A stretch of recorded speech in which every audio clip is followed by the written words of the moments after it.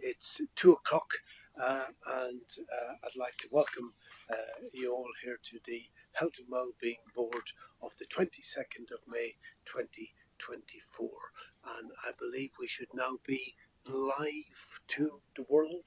Yep, thanks very much. It's quite a busy afternoon and a packed agenda as is normal. I'm going to start off by the appointment of the chairman. So in the last full council meeting of the 16th of May, Councillor Dr. John Doddy was reappointed as the chair for the Nottinghamshire Health and Wellbeing Board for 24-25. The board also notes the appointment of Nottinghamshire County Council membership of Councillor Sinead Anderson, also of Councillor Tom Smith, who's been deputised today by Councillor Barnfather, Councillor Penny Gowland, there you are, Penny, and Councillor John Wilmot. Yes. Further confirmation of membership will be presented at the next meeting once other nominations have taken place. It's now time for item number 2, which is the election of the Vice Chair. I would like to nominate Dr. Dylan Bartholomew's GP and Clinical Director of the Place-Based Partnership for Mid-Nuts as the Vice Chair, and would request if I've got a seconder. Seconded by Councillor Barnfather. Very happy to second, Chairman. I've known Dr. Bartholomew for many years. Thank you. Can I ask if there are any other nominations from the floor for Vice Chair?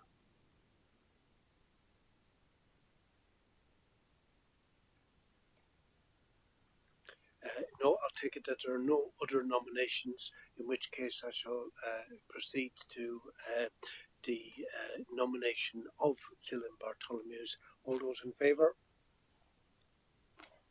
That's carried. And can I ask Dylan for you to come up and sit beside me? It's been a bit lonely.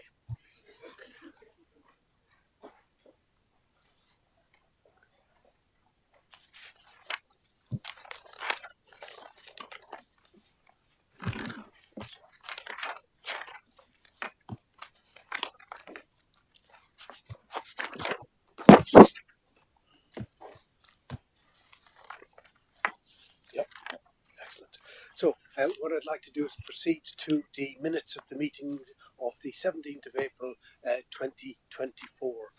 The minutes are for noting only as opposed to discussion, except on points of punctuations, etc. So I'm going to go to page 1, and then I'm going to go to page 2, and then I'm going to go to page 3, which includes the Chair's report. And I am actually going to make a little comment on the rate of measles, because I mentioned the last time that the rate of measles had significantly increased in parts of the East Midlands, particularly Leicestershire, but also in the Midlands, in Birmingham, etc., and the vaccination rates had fallen below the critical level of 95% where we get herd immunity. Since then, you'll be delighted to know that the MMR rates in England have quadrupled, and in certain areas have gone up tenfold, in particular areas of Wales, but it shows the dramatic effects that an outbreak can have, unfortunate as it may be, but a dramatic uptake in the vaccination of people with the MMR vaccines. That's absolutely brilliant.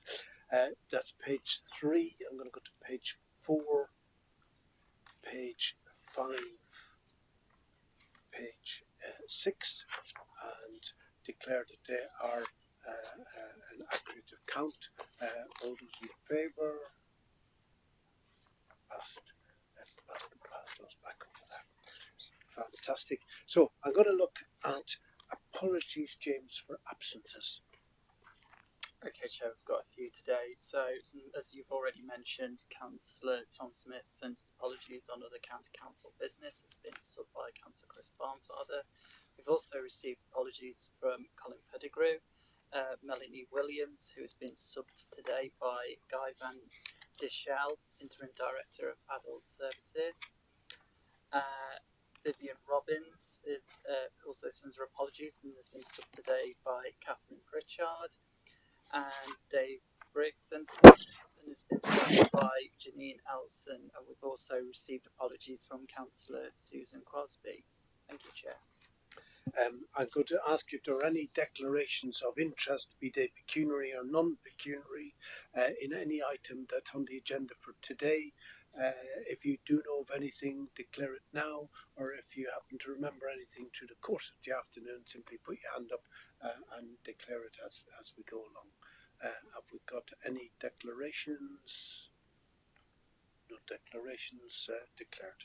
Excellent. So we're going to move on now to item number 6, which is the Chair's report. And looking at the Chair's report, I'm just going to preface that by saying that last time around I talked about the outbreak of measles. Nottinghamshire was quite lucky in that respect, in that we had no outbreak as such declared by the Public Health Department, and that was quite fortunate. However, we were not quite so fortunate in the last number of months with whooping cough, where Nottinghamshire became the #1 centre for the outbreak of cases of whooping cough in the UK. Again, looking at vaccinations, again looking at failure to vaccinate children, and it again has driven a big campaign to vaccinate all pregnant women with whooping cough and to make sure that children have their childhood vaccinations at 3, 4 and 5 months for whooping cough. And indeed there were a number of deaths at the beginning and early part of the year from whooping cough, particularly in children under 3 months of age. And again, at all opportunities we should seek to reinforce and reassure the public of the importance of vaccinations for childhood, etc., to prevent the outbreaks, and brought to real focus with the measles and most recently whooping cough. Dylan, have you noticed much whooping cough in the Mansfield area? As GPs, we are just being mindful about when patients do present to have a low threshold for diagnosing, and so I've not been made aware of an outbreak as such, but it's something that has got heightened alertness in terms of looking forward to, because presentation is atypical, and obviously every cough and cold does not necessarily mean that, but there's more of a heightened awareness to make sure that patients are diagnosed at an early stage and to avoid any complications. Excellent. So in terms of the report itself, agenda item 6, I'm drawn to the first item on it, which is an integrated sexual health service. This is a combined service. This is Nottinghamshire and Nottingham combining to provide an integrated, streamlined service.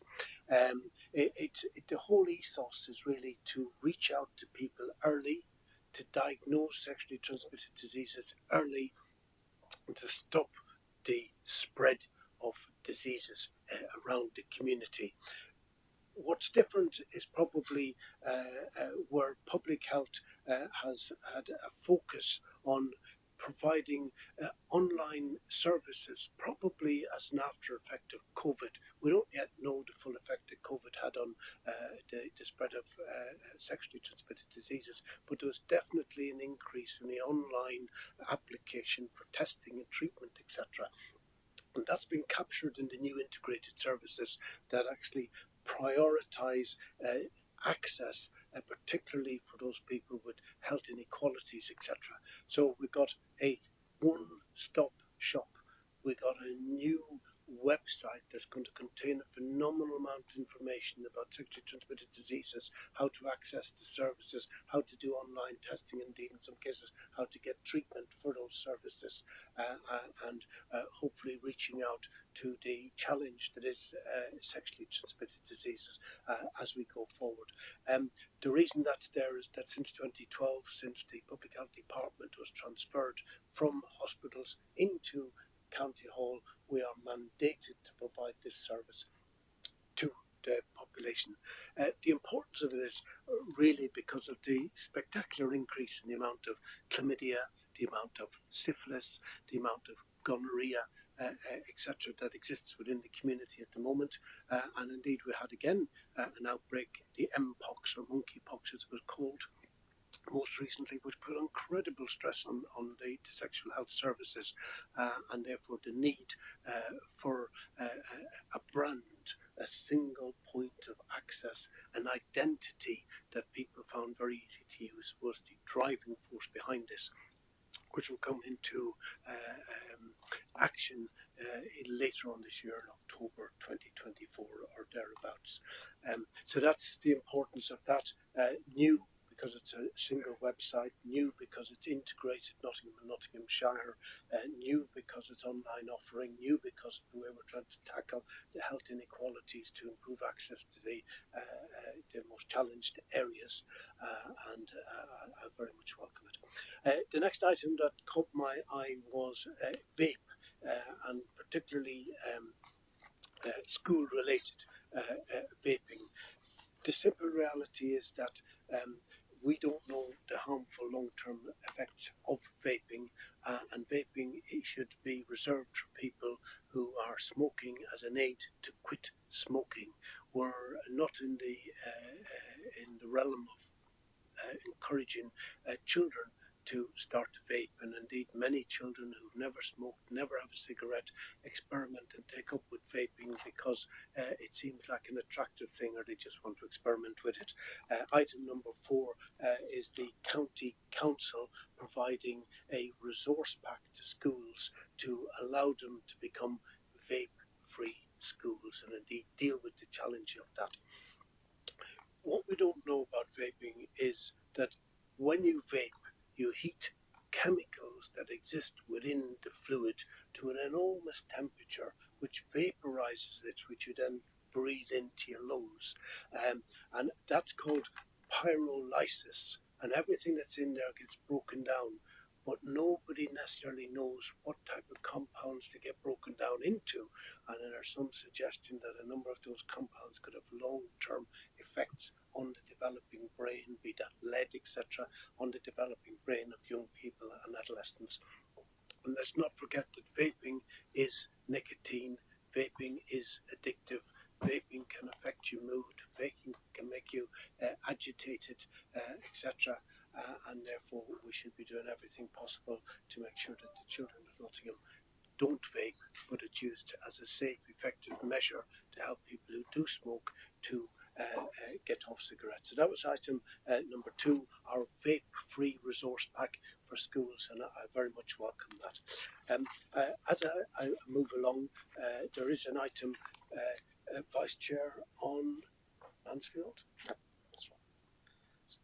So this, everyone hear me? So this one is about the project which has been going on for some time with Mid-North Health Inequalities Group, and I think that in terms of what it is better housing, better health, and it works on some of the work the Mid-Nottinghamshire Health Inequalities Group along with the Mid-Nottinghamshire Place-Based Partnership has been working previously with the homes upgrade scheme, or what's called the Hug 2 scheme. So just very quickly to give an idea of what's happened is since June last year up until last week, there have been about 132 odd referrals. And what I mean by referrals is the primary care networks within Mid-Nottinghamshire are case finding patients who are off the gas grid live and which have a very poor energy rating, and those who are of the lowest income, and also particularly those individuals, particularly during the winter months because of cold homes, will be more prone to chest infections. So if you have any respiratory illnesses, high risk of admission and obviously a significant impact on their health. Since nearly a period of a year, 130 odd individuals have been identified and supported it. And one of the case studies, which I don't think has been attached, but which was a citizen in Ashfield, called her Mrs. B, how she benefited was essentially nearly £6,500 on installation costs for solar panels, and she had a history of COPD, so she was at a very high risk. Obviously, there's a financial cost which she could not have afforded because I think she's still paying about £300 for an energy bills purely itself, and that's made a significant difference not only from a financial perspective but also from a health perspective as well.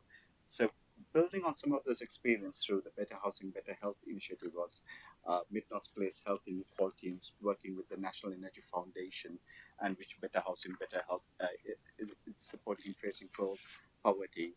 How they do it is that issuing things like some of the examples of interventions are issuing emergency fuel vouchers worth about £49 for anyone on a prepayment who is struggling to pay, doing free energy home visits to identifying what are the challenges around that household, sort of a comprehensive case management for residents going through an energy efficiency scheme, and also giving them information on advices to the small measures grant, which provides again fully funded energy efficiency items to reduce energy bills. And that could be simple things like drought exclusion measures, emergency heaters, electric blankets, thermal curtains, and dehumidifiers for damp and mold measures.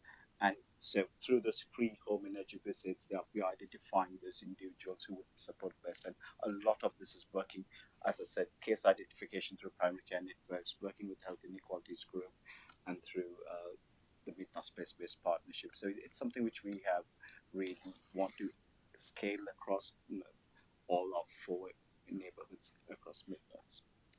Thank you, Tillen.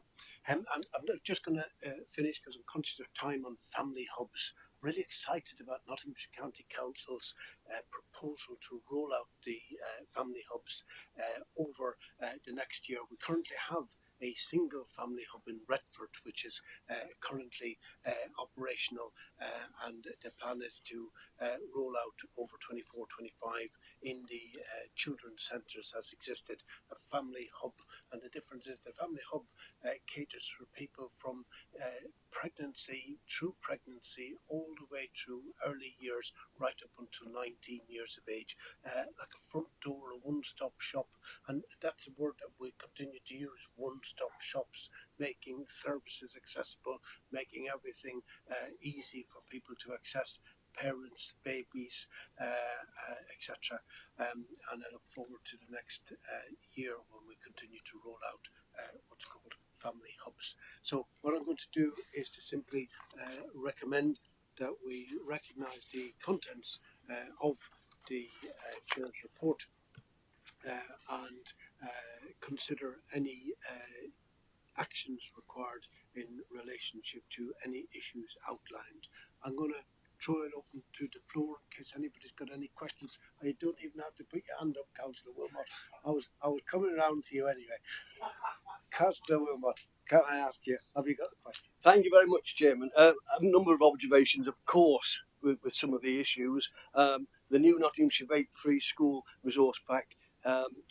Obviously, I welcome this action and initiative, and it could help eradicate some of the use of vaping by our youngsters. I noticed that still some doctors are advocating that the use of vaping was a lesser of 2 evils. Yes. Which is not very clever, I would have thought, on that instant. I hope that this view is not included in the resource pack. I don't know, I've not actually seen the resource pack, so I don't know whether... It's for children. The resource pack is for schools, so we wouldn't be advocating the safe use of vaping in children's schools. No, right. As I say, because it is not a possible alternative. In fact, the report I've just read from the Royal College of Physicians noted that some cancer-causing substances present in tobacco smoke has also been detected in e-cigarette vapour. And this raises the possibility of long-term use of e-cigarettes may increase the risk of lung cancer, of chronic obstructive pulmonary disease, and of course cardiovascular disease, and of course other smoking-related issues. I do hope that schools take up the information pack. I don't know what the take-up is at the present time. Has every school took it up? I'll go over to Catherine Pritchard from the Public Health Department. Catherine, at what stage are we with regards? Is it currently in offer, or is it currently in action? So it's just been released in the past couple of weeks. So the offer's out there for schools. It's a very recent offer, so we don't know about uptake yet, but we're hoping that schools look at it, and it provides a range of resources to help schools think about if they find children and young people who are vaping in schools premises, how to deal with that, and also lesson plans and resource packs to having that whole school approach. So it's new off the block really, and it's brought to you for information and indeed for sharing with your local schools as well. Thanks very much. And asking really councillors to be involved in this, to make sure that schools are aware of it. That's the main thing, because they've got a lot of work on, with, especially at the moment, with the lessons that they are preparing for other things. So the next thing is the fraud project, protect and prevent handbook. I've seen it. Sorry, the fraud protect and prevent handbook. I have seen it. Yes. It's very, very good indeed. Yes. It's been distributed by the police in all over the areas, and I fully support this work. It's going to protect people. If it's going to protect people from fraud, I've personally been involved just recently with a vulnerable lady who was robbed of hundreds of pounds, which was absolutely heartbreaking to everybody that was involved in it. These fraudsters are very clever. They are extremely clever and make a good living out of conning people. They really do. And, you know, and it's people that are having to part with hard-earned cash. It's terrible what's happening. It does seem that fraud cases are becoming increasingly more. You know, it's one of the high-rising crime situations that's taking place at the moment, according to the police.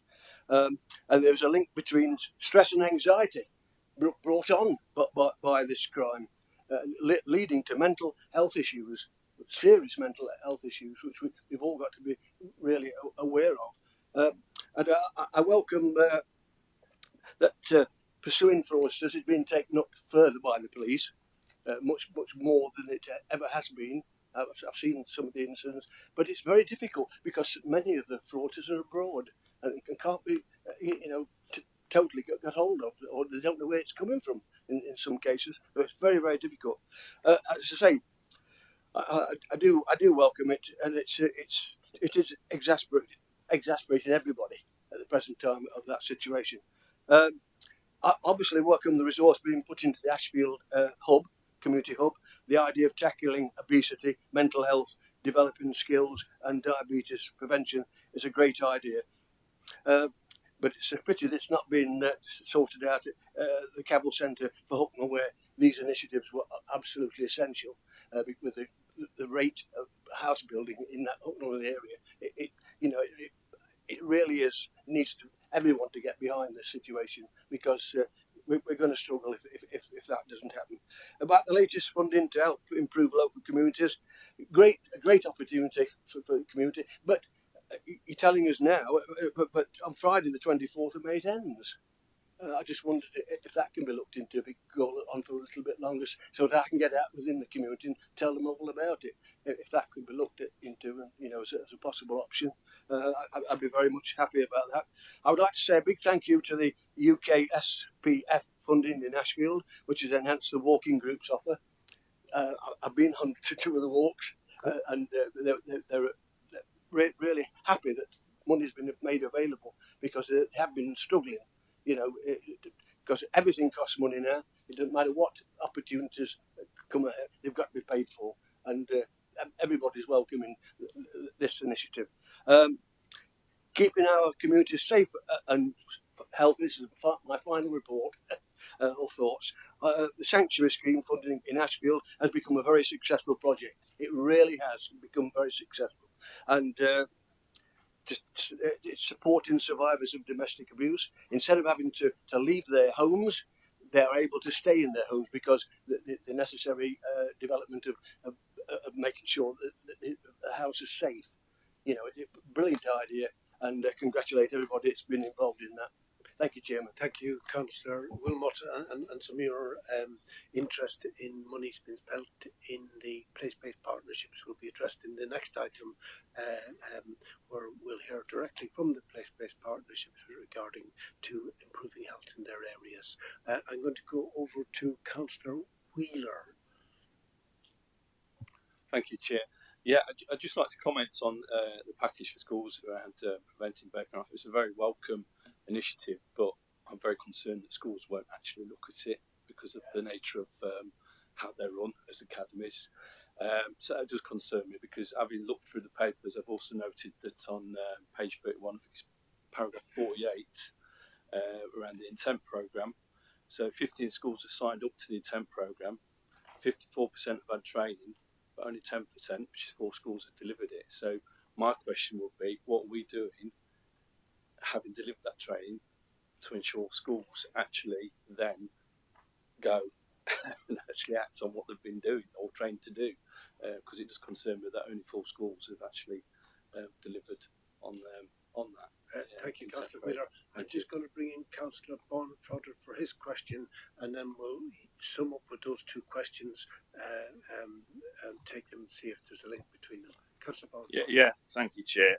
I'm pleased that John obviously picked up on the fraud issue. I'm still waiting for the 5 million from a distant relative in Nairobi to land in my account, and I can't understand. I've given them all the details that they need to send me the money. So.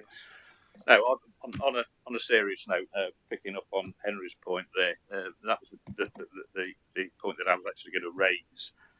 It's very disappointing that if we've actually delivered training to 54% of secondary schools, and yet they are then passing on that training. So I'm assuming that training has been delivered to staff members, but we're not actually then passing on that training to staff members, to the people that really matter, and that's obviously the pupils. So again, echoing what Henry was saying there, it's how can we put a little pressure, may I say, on school establishments, on the academy trusts, through the governing bodies, and of course many governing bodies have elected members sitting on there as representatives. It seems diabolical to me that we're delivering training that then is just stopping with staff members. Thank you. And I will just finish as the last comment by Councillor Tidwell before we come back to answer any of those. Councillor Tidwell. Yeah, thank you, Chair. Yes, I think the onus does come down to local councils, especially when you look at the licensing and things. Another thing I'd like to pick up on is on page 15, we talk about the Wellbeing funds. It's the same as any of the other funds. To actually be au fait with filling out the forms for the fund is great. We are lucky insofar as Alex McLeish does a lot of field work and goes around helping them to actually fill out the forms, because it can be a very daunting task if you're not au fait with the form fillings. Definitely would. The other thing is to talk about, you just mentioned the early learning centres. What I would like to know is, when are they going to be fully funded, fully staffed? I know a local, the one that we've got in Chilwell, it has had its sensory room closed for the last 8 weeks plus, basically because they've got problems with the flooring and everything. It's fantastic to see that they are now being reliant, but they do need funding, they do need staffing, and they do need to have the appropriate buildings to function properly. Thank you. I think in coming back to Councillor Wheeler, although this is about the schools and about going into the schools and educating the schools, you have to look at the fact that we have just passed an act in Parliament banning the sale of cigarettes from the 1st of January to all 2027 to old people who are currently 14, so they'll never legally ever be able to buy a cigarette. We've also put a ban on disposable single-use vapes, and we've also increased hugely in the council the tobacco and vape illegal and illicit counterfeit products, which have been hugely successful. So this is one part of many parts that are acting to protect children and protect the health and the well-being of the population of Nottinghamshire. I don't know very much about what the internet and the banking services are like in Nairobi, Councillor Barnfather. I'm going to have to do a written answer on that one if you don't mind. And does anybody have anything to say about the funding for what effectively are the family hubs as we move forward? Debates in schools, yep. Thank you for those questions in relation to vaping in schools. And what we're bringing in the second paper that I'll present in a few minutes is really about our partnership approach to this. And Councillor Wilmot raised an important issue that we're reaching out to you as a group of partners in relation to helping support us get that Ambition 3 really embedded into the system. So if you have colleagues who sit on the boards of academy trusts or colleagues who are governors, trying to influence those individuals so that we can get this message to reach far and wide. We've had particular success with Quarrydale School, who have done a really helpful briefing on how they've utilised the intent programme, and I think with those examples of good practice we can help move this thing forward. And the other thing that colleagues have recently engaged with is the Youth Council Ambassador Law, and working with young people themselves to try and influence the system. So the next part of the presentation, and indeed the next paper, really is about how we can work collectively to move some of these agendas forward, which no one organisation can hold. Thank you very much, Catherine. And if we could get back with a written answer to Councillor Tideswell with regards to the family hubs and children's centre to clarify funding 2024-2025. So I'm going to now move that we consider the Chair's report and its implications for health and wellbeing, and that we establish any actions required by the board are outlined. All those in favour? No, James. So we're going to move on now to the next item, which has been trailed already, and this is about how we can actually help everybody to get access to improve their health. There's absolutely no doubt that the same things that were killing people when I started medicine in 1979, people are still dying from smoking, people are still dying from obesity, people are still dying from the problems related to alcohol, people still have the biggest thing that perhaps wasn't quite as obvious then is the increase in obesity, which over the last 40 odd years has taken a significant rise and possibly is associated with causing the healthy life expectancy of people to plateau for the first time in 100 years, and also physical activity and the lack of physical activity. Throughout this paper, we've got some wonderful examples of what Nottinghamshire County Council and the place-based partnerships are practically doing on a daily basis in order to provide with regards to these health improvements. And I'm going to go over to Consultant of Public Health, Catherine Pritchard. Catherine. Thank you, Chair. So I'd like to say to start off that this paper is a combination approach from ourselves, from colleagues in districts and boroughs, and from our place-based partnerships. So to acknowledge colleagues at the very start. So next slide, please. So Ambition 3, as you may remember, we've got 4 ambitions in the health and wellbeing strategy. And Ambition 3 is about everyone accessing the right support to improve their health, whether that's through health, whether that's through care or community services. And it's about us working together. So whilst it wasn't planned, Councillor Wilmot has given us a great starting point to kick off this conversation about what more we can do together to achieve better outcomes for our community. Next slide, please.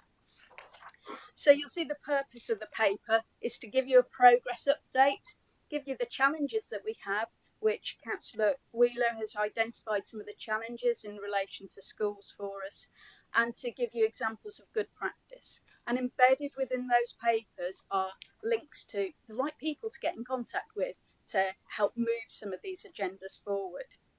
And secondly, we hope that what this paper does will be to encourage partners to promote these approaches within your own organisation, and indeed to take that step forward in helping us to engage with other parts of the system so we can get best effect in relation to the work that we do.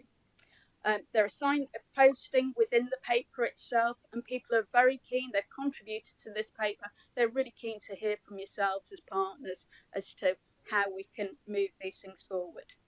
And the final part, and I've heard this in the Health and Wellbeing Board over the past few months, is explaining how our approach to the Making Every Contact Count conversation will take place. And I've got colleagues on my left who are working in relation to making every contact count. And I know that's been of interest to partners. Next slide, please.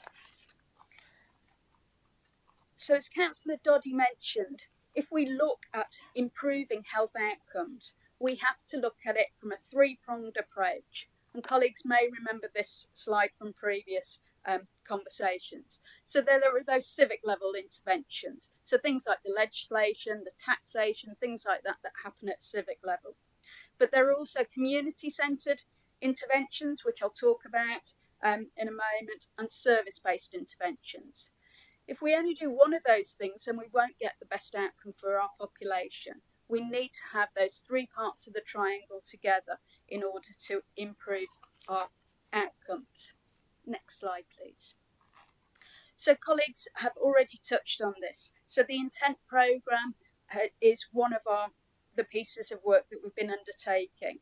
And it reduces smoking initiation by getting messages to young people to engage in anti-smoking and anti-vaping messages. You'll have seen that vape-free school resource is available, but Intent has far more of a focus on that work. So as far as you could help us to support schools in taking up the Intent programme, we would be really grateful for your involvement in that. The second part of that prevention element is the work the trading standards do. So colleagues will know it's illegal to sell tobacco products to anyone under the age of 18. But our trading standards are keen to understand your intelligence in relation to what's happening on the ground. So do your colleagues know the shops that are selling to individual young people, underage people? They're keen to hear. They work on an intelligence-based system, and there's a free phone number in the documentation where you can report these things into. So you know your communities, and the colleagues that you work with know your communities. So that's another example. Moving on to the next slide, please. We've been working with Your Health Knots, who do our free stop smoking support. They've got a 12-week programme.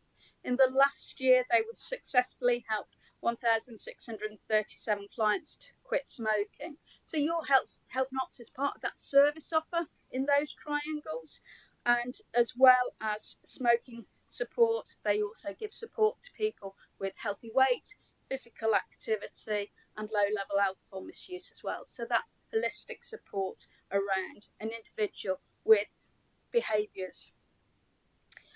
The other thing I'd like to flag to you is work that we've been doing with colleagues from Newark and Sherwood. So Newark and Sherwood housing officers have undertaken some brief intervention training to help skill them up to provide opportunity, advice, encouragement and support to residents considering quitting smoking. We know that social housing residents, 32% of social housing residents are smokers. And in other areas of the country, such as Salford, they've had huge impact in relation to a particularly vulnerable group of our population. And we're keen to work with other housing providers in supporting that. So if you work with housing associations in your local area and you think they would be interested, or indeed motivate them to get interested in this agenda, then that's another option that colleagues can think of. Next slide, please. So from an alcohol point of view, there's work going on again in schools that's just started. So this is a new initiative, a pilot that's just started in March 2024. And this is with our provider Change, Grow, Live, who deal with alcohol dependency and substance use. And they're focusing on trying to achieve a generational shift in relation to both drugs and alcohol. So they're working with schools groups to offer a school-based prevention and early intervention pilot So they've started with a pilot group of schools, and that will run for 12 months. So that's in the early stages. There's been an audit carried out of alcohol champions, so people who will work in relation to the alcohol agenda across both city and county. And we're trying to find out where those alcohol champions are and where we need to cover that work in the future to provide brief advice. And finally, and an interesting development is relation to the alcohol licensing matrix. And this is to help district and borough colleagues involved in licensing to understand what the alcohol situation is in the local area from a health point of view and that impact on a local population. Next slide, please. Hopefully colleagues are aware around sort of improving knowledge, competency and skills of the workforce in relation to mental health and suicide prevention, and indeed the workshop later will be looking at suicide prevention. So between January and August 2023, over 1,400 people across Nottinghamshire have been trained in relation to mental health or suicide prevention. 40% of those have been local authority, 31% from our community and voluntary centre services, followed by the NHS and education. And we've looked at pre and post in relation to how they felt after undertaking the training. And people who felt confident in talking to people about suicidality increased in a confidence level of only 34% pre-training to 90% post-training.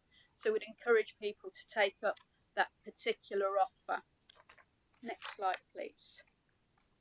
And hopefully colleagues will have seen the communications that we've carried out in relation to particularly suicide prevention. We've got a wide range of resources available, social media, digital screens, etc. And data that we've analysed on unique visits to our suicide prevention web pages have shown that our campaign comms have significantly increased unique visits to our website.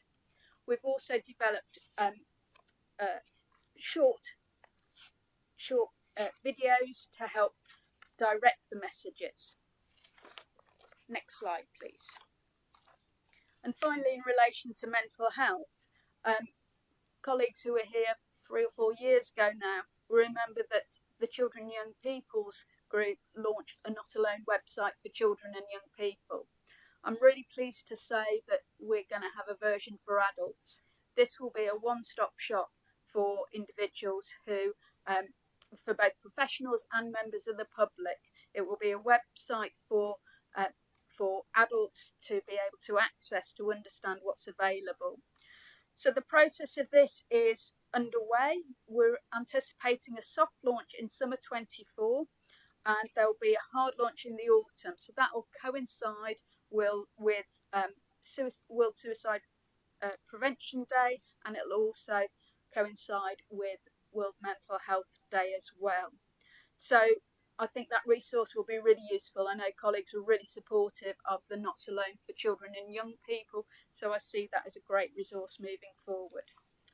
So now I'm going to move over to our colleagues from the place-based partnership. So can I pass over to Lee to start with for Bassett Law? Thank you, Lee. So button down to first time yet, so anyone who doesn't know me, I'm the Dell Deputy Director at Bassett Law Place-Based Partnership. And a piece of work that we wanted to show today was around Peace of Mind booklet. It's a toolkit that's available for children and young people, and it has various resources and guidance contained within it. It is available as hard copy or available online. It was co-produced with children and young people at Bassett Law, including youth council members as well.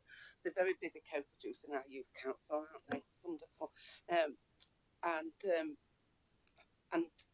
you, like I say, it's also available online. Mental health workers have been using the toolkit with some of the children and young people, and reported outcomes. I had to have this wrote down because my memory's poor. 97% improved ability to manage mental health daily, 87% increase in their emotional well-being, and 98% reported improved knowledge and understanding of their own mental health, well-being and resilience. Thank you. Thank you. Thank you, Lee. If we can move on to Philan for the Midnots, please. Okay, so just got a very busy slide, but I'll very quickly, no need to read through it. So in terms of where, from a Midnos perspective, what we've moved on very similar to what I said previously about the energy was some of the projects which we've done before, we've taken our learnings and then expanded it. So initially through the NHSEI, what was called a prevention program, through a small grant, we worked through estates. One was the Bellamy estate, led by Mansfield Community and Voluntary Service, and Coxmoor in Ashfield, again by the Ashfield Voluntary Active Service. It was about gaining insights about the needs of that community. It was about understanding from the individuals and within the community, and seeing it having very much a holistic approach, getting community champions, supporting them in their own development, but also things from a very health perspective, hypertension case finding, i.e. checking for high blood pressure or atrial fibrillation, smoking cessations, alcohol, sort of things, the weight, even registering with the GP, because that's one of the gaps which we've understood, even getting children to have their vaccinations. So it's from those communities which we've started understanding what those needs are.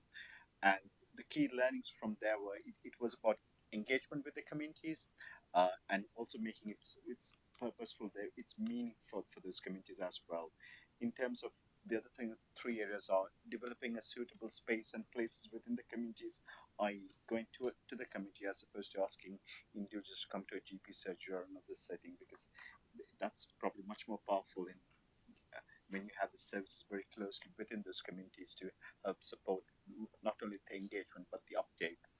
Also ensuring the continuity, because it's about sustainable and flexibility of using the resources, again based on that, so it's not on the one size fits all. And the fourth principle is about changing the culture in how we do things, as opposed to not going and saying this is what needs to be done, but understanding what's happening in the communities and then supporting the communities to intervene and implement. So then with investment in communities fund, now we are again scaling that, again working with the two previous neighbourhoods which I said, and in the first year, so in addition to Coxmoor and Bellamy in Mansfield, Hortonville in Newark, and in year 2 going to Leamington in Ashfield, Oak Tree in Mansfield, and Allerton in Sherwood. And then the key outcomes are, it's just very right at the left hand bottom corner, it's about increased community cohesion and the social capital, increased financial resilience, decreased smoking prevalence, as we discussed previously about the issue of smoking,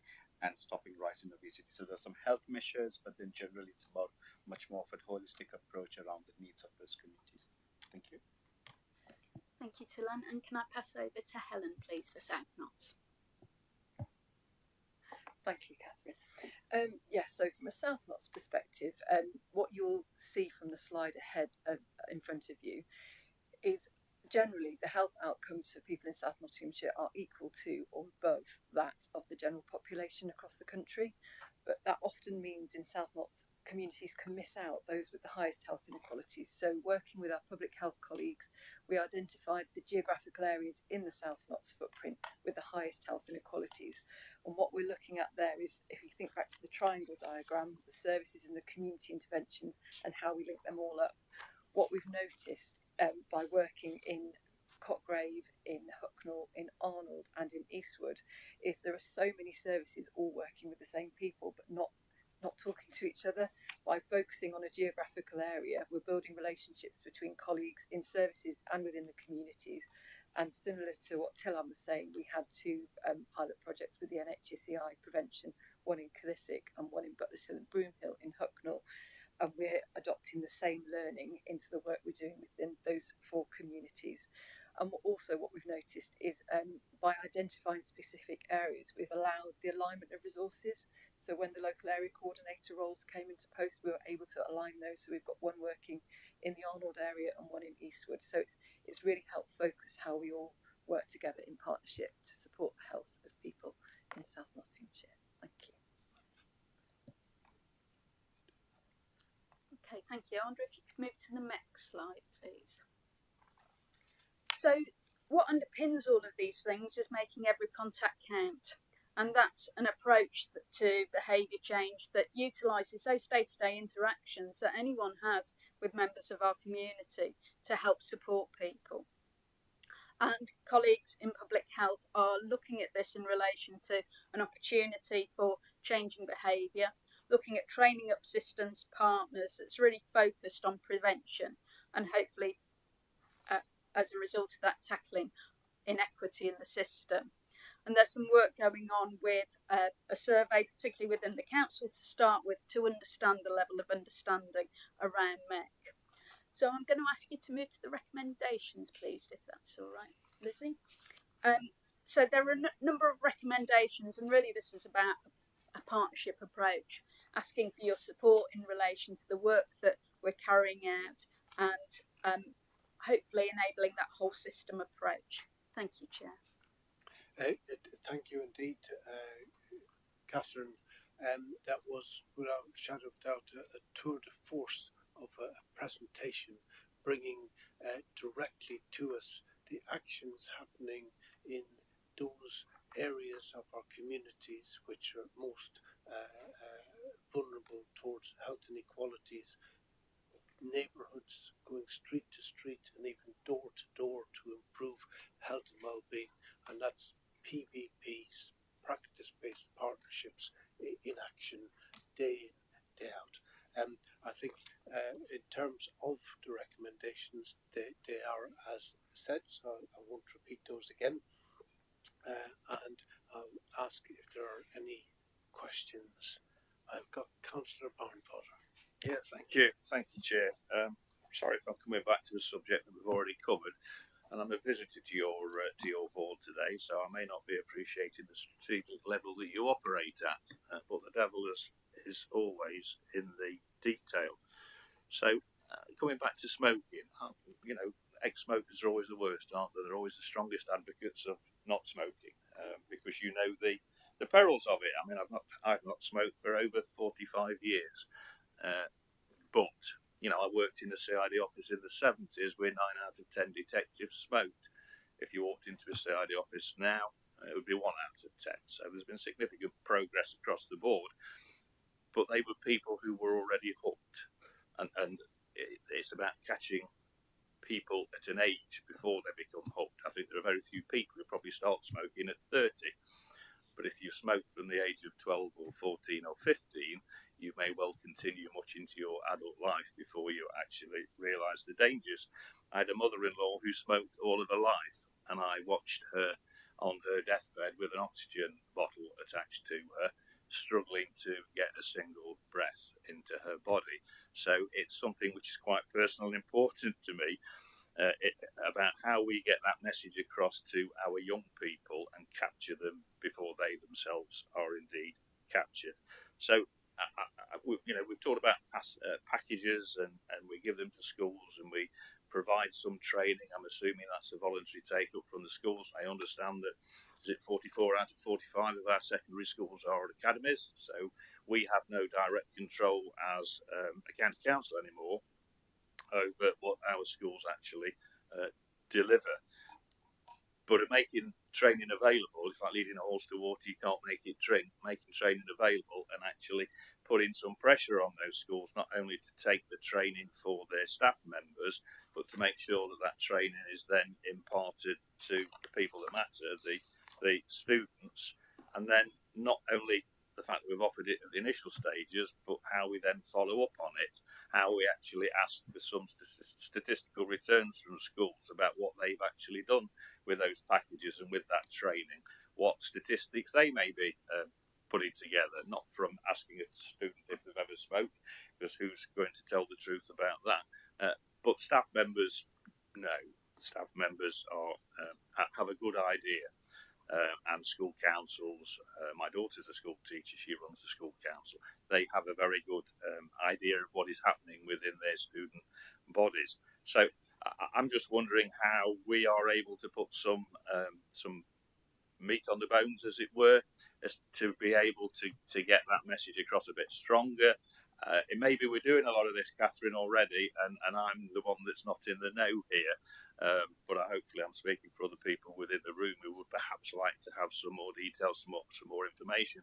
And maybe this is a body of work that the Health and Wellbeing Board could pass to the Health Scrutiny Committee, which of course, Councillor Wheeler has just stepped back from being the chair of that committee, and we've just appointed a new chair, and I'm sure he'll be looking for important pieces of work to take on. But how, and I think a direct referral from the Health and Wellbeing Board to Health Scrutiny Committee will show that our joined up thinking, our integrated packages and partnerships, because I think it's really important that we do everything that we can as responsible adults, as responsible organisations, to make sure that that message gets across. And if we can stop, a couple of hundred kids in this county ever putting a cigarette in their mouth, that to me is a success, and that's what we should all be here to try and achieve. Thank you, Chair. Thanks, Councillor Barnfather. Certainly back in the 70s and 80s, probably 40-50% of people smoked, and now it's about 12% in Nottingham overall, which is the best figures I've ever seen since I've been here. And the national or the natural trend is for smoking to slowly decrease year on year, even if nobody actually made an intervention. But for Nottinghamshire, and I think Catherine will agree, it's not the overall level of 12%, it's the fact that you have smoking of something like 18-19% in pregnant women in Ashfield and Mansfield, and overall smoking can be over 20% in pockets, even though it's down at 4.9% in places like Rushcliffe, etc. So we've effectively smoke-free areas, and we have some areas performing the worst probably in the UK. I do personally really like the idea of the 43 to 44 schools, which are academies and not directly in our control, to somehow give them an invite to health scrutiny and perhaps ask what their input is, not only on smoking but also in implementing the vaping and vape-free schools, etc. And I think we should give that a little bit of consideration, Catherine. I'm going to go to Sarah Collis. Thank you, Chair. It's just a little bit more on that, and I know Councillor Wheeler, I really welcomed your comments in the last item, which relates to the issue of Ambition 3, relying quite heavily on the Academy Trust to implement some of these changes. And in that point, in the first point, it was mentioned a lot of elected members are governors of some of these academies. So I'm wondering, as a suggestion, if there could be a briefing for elected members within the County Council, so that they could become more aware of Ambition 3 and the different initiatives within it, and if they are then governors within schools, they can take that back in. I really applaud the work in Bassetlaw with the youth councils.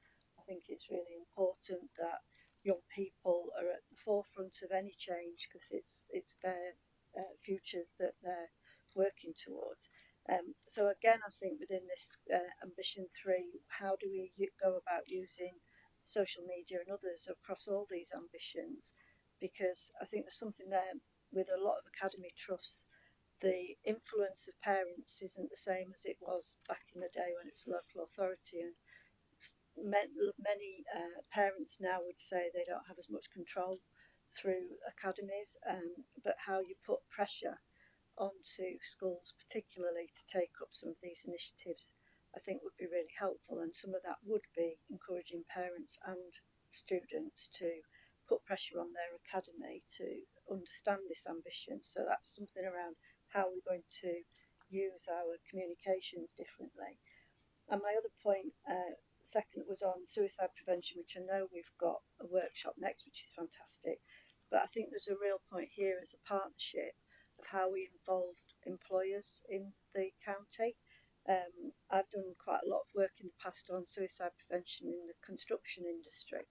It's got one of the highest levels of male suicide in any profession or any industry, and I think working with employers to actually support their staff with different initiatives within the workplace, I think is something that we could be doing. And how are we going to bring partners that we don't currently have around this table, if you like, to be more involved in Ambition 3. So. Thank you, Sarah. Again, for consideration, Catherine, and we'll come back to you on that. We have had over many years a mental health concordat, which we have all signed up to as members of the Health and Wellbeing Board, and expanded out into the communities through workshops. where we were championing a member of organisation to become a mental health first aider in exactly the same way as we had an ordinary first aider who would pick up on the signs. And the huge significance of that is the fact that 2/3 of the people who commit suicide are not in contact with the mental health services or their GPs or anybody with regards to the mental health problems. Those 2/3 of people will only be picked up by people who are proactive, etc., in the workplace and in the communities in which we live. I'm actually going to move to recommendations because we've got a workshop and we've still got one item to do. Councillor Wilmot, maybe you can bring it up in the workshop. I'm going to move to recommendations. Can I have a seconder to recommendations? All those in favour? Excellent. So we are meant to start a workshop 10 minutes ago, so I'm going to very briefly go on to the last item. The last item being the Nottinghamshire Health and Wellbeing review. The Health and Wellbeing Boards have been around since Andrew Lansley introduced the Health and Social Care Act 2012 and put us here with public health for the first time in County Hall, looking to improve the health and well-being of the population of Nottinghamshire, improve healthy life expectancy, provide a health strategy for the 820,000 people that were there, provide joint strategic needs assessments, deal with health inequalities, and look after a comprehensive pharmaceutical service over that entire area. We started in those days with a prescribed board, very much largely, and carried on, and the next change that probably came about that had the biggest influence on health in Nottinghamshire was 2019, exactly 5 years ago, when the primary care networks came into being and put the GPs and a lot of the communities together with a phenomenal investment by government in multi-millions of pounds, and it become an incredible success, perhaps one of the biggest successes I've seen in my lifetime in general practice. The primary care networks. We then had to wait till 2022 before we got the integrated care service, again under health bill, and that introduced us to the ICS. Now, in order for us to understand the landscape in which we exist, in order for us to understand how we make the most impact in improving health and well-being throughout the 820,000 people that we serve, we commissioned in joint handship or in joint linking with the local government association, who have come into the organisation, have been invited into the organisation, and over the last 6 months have number one, sent out a questionnaire, very comprehensive questionnaire for any of you that filled it in. It really was a significant questionnaire. Have actually done one-to-one interviews. Mine lasted for over an hour with them. Have come on a number of occasions to update us on their progress. Have scheduled a workshop, which we've had initially one workshop, and a sort of progress report workshop is coming up in June, and this paper is to ask for your support within that workshop and its proposal, and to encourage as many of you as possible to be there, because it's very important deciding what is the role of the Health and Wellbeing Board. Many of you had sort of some concerns as, have we got the right membership? Have we got too many? Have we got too little? Are we having enough meetings? Are we having too many meetings? Is the balance between the presentation of information, as you can see, Councillor Wilmot, confined to an hour, enough when we marry it to a workshop that follows on, or should we have dedicated workshops, and should we have dedicated presentations, etc.? So the most important thing that we're looking to do is to put in the old adage that form follows function. So we're trying to redefine the function. The Health and Wellbeing Board, say the sun around which the planets rotate, and actually put together the link between the ICS, the ICB, the ICP, the Health and Wellbeing Board, the place-based partnerships, the primary care networks, etc., and bring it into a system that we can all know and understand what everybody's role is within that system. And that's what we will be presenting at the workshop, with full hopeful enthusiasm of you all there in order to shape our function and then create the form to follow on from that. It's enormously exciting. The interaction that we've had with them so far has been incredibly positive. It allows you to step back and see what's happening in an increasingly complex series of organisations, and we then have to layer on top of that the East Midlands Combined Counties Authority, which is the newest layer, which will have to be provided on top of that and filtered through as we go along. So there are lots of people who have got sort of ideas, etc., which will hopefully be felt back in through that. I'm going to briefly stop, take a couple of questions, move to recommendations, and then try and get us through to the Rufford Suite, where the tea, Councillor Wilmot, is actually getting cold as we sit here and wait. So I'm going to start with, I'm actually going to prioritise Councillor Wilmot. I'm going to make you first, Councillor Wilmot. Over to you. That's very nice of you, Chair. I'm sorry, but I do feel that the business of this Health and Wellbeing Board is being rushed because of these workshops. This is the third meeting we've had, and we've been stifling off. Not your fault. It's the position that we're in. There just isn't enough time to do the full debate that is required on some of these issues. So I'm just bringing that in. Yes. And I think the workshops actually they're interesting, but they're not the work that we are proposing to do at an earlier stage. Yes, you're absolutely right. The meetings, we do have to have more action by the community groups in involving them more, and because their services, we're telling them exactly what to do, but they're not having a representative here to put over their view whether it's the right thing to do. Yes. So it's essential that we do that, and we should be looking and see if any other organisations, especially on certain items, to bring an organisation in to develop the proposal, to do it better, because who are they that are actually doing the work? They should be involved in making the decision as well. Exactly as Councillor Bond would have put forward with regards to the academies, and seeing that the implementation of the work that we want to see happening is actually being implemented, and of course we're all fully supportive of that. I'm going to go over to Sarah Collis. Just a quick one. Is there a report available yet on the findings of the review, or is that going to come after the workshop in June? There is the current paper which tells you about what we've achieved so far, and then Lizzie.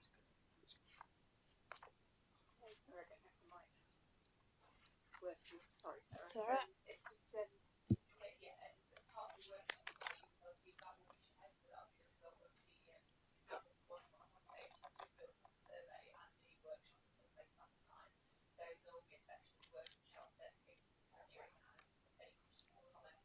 A couple of key messages shared today, because we obviously wanted to focus on the endorsement of that workshop. Yeah, I just think a report would be really helpful, because just from the paper today there's so many different opinions and things. Just to be able to see exactly where things were landed in terms of different ideas would be helpful.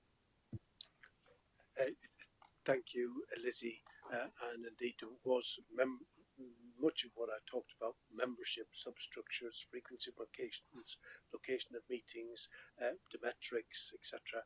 Have been analysed, and I believe the LGA personally want to deliver a lot of that message themselves as the external contracted individuals. So I shan't step on their toes. I'm going to hopefully see as many people there as possible, and in June 2024 to discuss and review the findings and agree a refreshed Health and Wellbeing Board role subsequent to that. So I think it should be quite exciting. I will take one more before I move on. Oh, sorry. No, I'm going to move on to the work programme. In that case, I'm going to move to recommendation on page 36. Can I have a seconder? All those in favour? Moved. And then lastly, we're going to move on to the work programme, which again starts with this afternoon, which is our suicide workshop. Penny, did you want to say something about it? Yeah, just really quickly, I wonder if we could include podiatrist services and their public health benefits in the future meeting. I was wondering if it should go to health scrutiny, but I think maybe it'd be a good idea to discuss it here first of all, if that's appropriate. Can I ask Public Health, first of all, to look at the joint strategic needs assessments that exist to date, the 44 or whatever that are live, and perhaps one of the things is that if it does exist, that it may need a refresh, and then with the potential to bring that back. Would you be happy to look into that, Catherine? Fantastic. So I moved the work programme, seconded, all those in favour. Excellent. So I'm going to encourage you all, remember, we're in the Rufford Suite. So we're not in the Assembly Hall. Those of you who find yourself in the Assembly Hall will be sitting there alone for the next hour. There are coffee or biscuits awaiting, and I'll see you all in the Rufford Suite for a suicide prevention workshop. Thank you for being here today.